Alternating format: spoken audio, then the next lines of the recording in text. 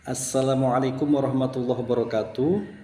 Setelah Nabi Musa berkomentar atas perbuatan Nabi Khidir yang membangun kembali dinding rumah yang hampir rubuh tersebut, maka akhirnya Nabi Khidir mengatakan kepada Nabi Musa bahwasanya memang Musa tidak bisa bersabar karena diketahui bahwasanya Nabi Khidir telah mensyaratkan kepada Nabi Musa untuk jangan bertanya, jangan berkomentar terhadap apapun yang dilakukan oleh Nabi Khidir.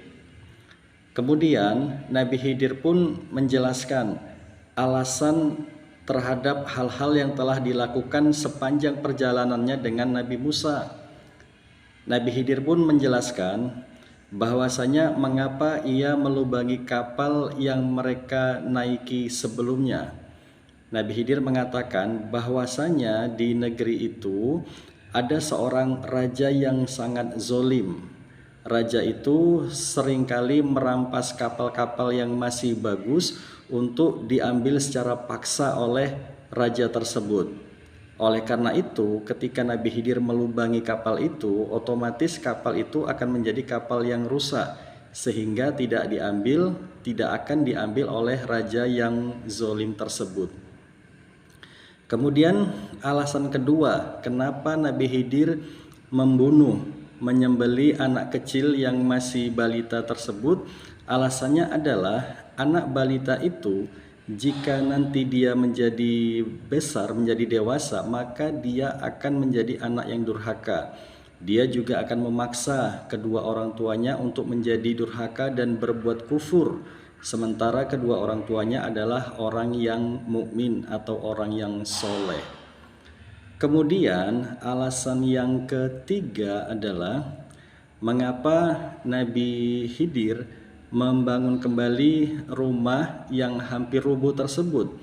Alasannya adalah bahwa di rumah itu ada dua orang anak yatim, sementara di bawah rumah itu ada harta karun atau harta peninggalan kedua orang tuanya yang soleh, yang kelak apabila mereka sudah dewasa, maka harta itu akan bisa menjadi bekal atau menjadi rezeki dari Allah.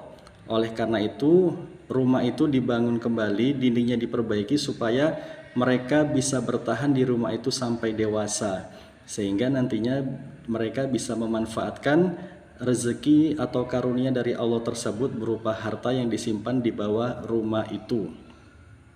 Akhirnya karena Nabi Musa tidak bisa bersabar, maka Nabi Musa pun tidak melanjutkan perjalanannya dengan Nabi Khidir.